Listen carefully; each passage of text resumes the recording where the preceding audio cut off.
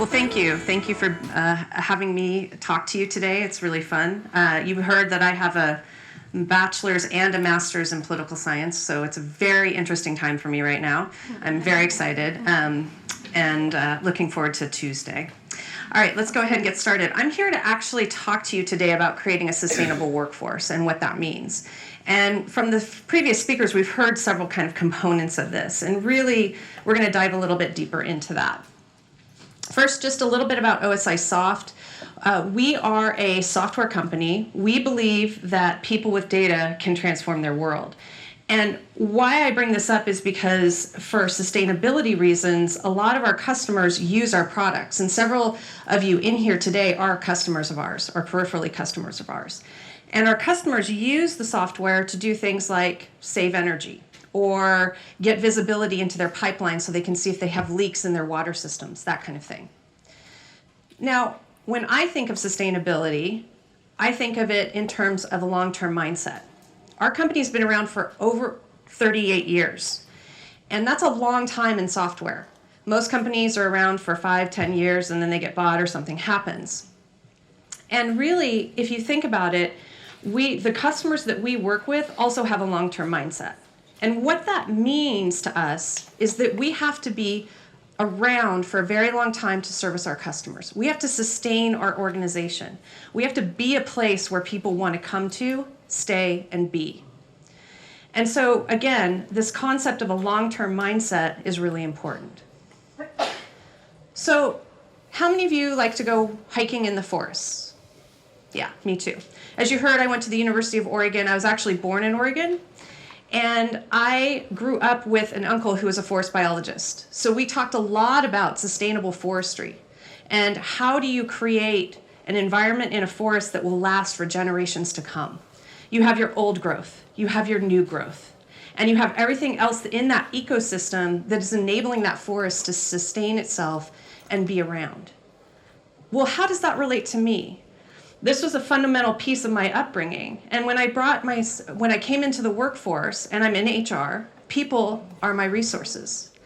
So just like a forestry, in an organization, people are the most valuable resource you have. You have old growth, you have new growth, right? You have the people who started with you and are there with you through the beginning. They have that institutional knowledge that are going to bring the new growth into the company and enable them to be successful as well. However, as we know in the world today, there are many companies that are struggling with this concept of a sustainable organization. How do you create an organization that is good for everybody? How do you enable your company to be better? As we all heard, be better is better. So how do we create the right environment? In my role of HR, I have to balance the issues between this old growth, the people who have been there a long time and the expectations they have for what we're doing and how we're doing it, and the new growth, the people coming in with all of their bright, shiny new ideas and what they want to do as well. I believe it's our culture. And fundamentally, culture is what is going to keep us sustaining our organization for the long term. So let's start with just the foundation. What is your culture? Well, your culture is your foundation of your forest. The culture that you have in your company is the way, it's those unspoken rules and ways of getting business done. It's how things get decided and it's how your strategy gets executed. Okay? At OSI Soft, we've been on a journey. And we're as I said, a 38-year-old company. We are an on-premise software system, and we're transitioning ourselves into a cloud services company. That's a huge transition. That means everything in our strategy needs to change from how we build the product, to how we sell the product, to how we support the product. And the implications for our workforce are, how are we going to do that? Who are we going to hire? How are we going to keep our people, etc. So we were worried. We were worried that our culture that we had and have had for 40 years was starting to burn our forest down, that transition was going to be difficult for us and how to handle that. So what did we do? Well, we worked with a professor at the Haas School of Business to conduct what we called a culture survey. And what she did was she came up with, and she has this program, she has 54 culture aspects. And culture aspects are things like customer focus, integrity, agility, results-oriented. And she asked all employees of ours to place these culture aspects into one of 7 categories. And the 7 categories ranged from most characteristic of our culture to least characteristic of our culture. But here's the rub. She forced employees to put only certain numbers in each of those categories. You couldn't put all culture aspects into the positive side, and you couldn't put all culture aspects into the negative, or even in the neutral. You had to choose, and you had to prioritize. And half the company got the list to rank according to our current culture. Where are we today? Where do people feel like we sit today with our culture? And the other half of the company got culture aspects to assign, same culture aspects, but for the future. What do we want to be when we grow up? Because you've got to grow up at some point. So what happened? Well, our results came back that we're doing okay. We're not burning our forests down. But there are some things we need to change. So at the base, the good thing is that those things that have always been with OSI Soft, the things that we value the most, customer focus and integrity, remain the same across the two surveys, whether you were thought around our current culture or our future culture. If you go to any OSI Soft office and you talk to anybody and you ask what the most important aspect of their job is, it is going to be answered as customer focus. So that's good. That continued. What did we need to change? Well, again, I'm going to come back to, we are an almost 40-year-old company. We don't like to change.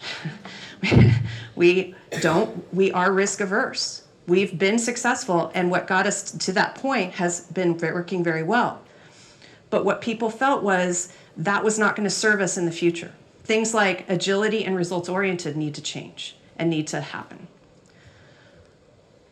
So understand that culture, and I love this quote, culture is what happens when the managers leave the room. When we're directing people, we can be pretty clear about what's going to happen, hopefully. But when we walk out of that room, we don't know. And culture is the way that these things get decided. It's the behaviors that happen in the meetings. It's the discussions that happen and the decisions around how you're going to execute against your strategy. And it's important to be very purposeful about your culture.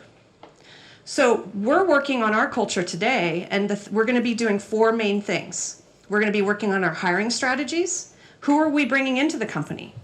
Are we continuously looking for people who are risk adverse? That's not going to serve us well in the future. We need to be looking for people who are comfortable with change, comfortable with being agile. We are going to work on our rewards and recognition program. Are we rewarding the behaviors that we want to reward, that are going to move us into the future? Or are we continuously rewarding those behaviors that are not serving us well? The third thing is we're going to be communicating a lot. We have to be looking at every single piece of information our employees are receiving, from the managers to what's listed on the walls to how meetings are conducted. Everything they're hearing needs to be consistent with the culture that we want. And most importantly, we're going to be driving leadership to be consistent about the culture. If your leaders are not speaking the same language that you want and are being consistent around the world, you're going to have problems. So those are the 4 focuses. You all have cultures in your company, whether you acknowledge them or not, or whether you are fully aware of them or not. There is a culture that is driving your company. And here's the thing. You need to decide, is your culture serving you today, or is it burning your forest down? Is it getting you to where you want to go? Is it driving your strategy, or is it not? Or is it counterproductive? You have the choice. That's the good news. You have the choice to decide. You just have to be purposeful about it. And you have to acknowledge what your culture is. Walk around your office. Do a survey. Watch how people interact. Watch how people work in meetings. You're going to get a lot of information about the culture. So I want to leave you with just a thought. You can light up your forest.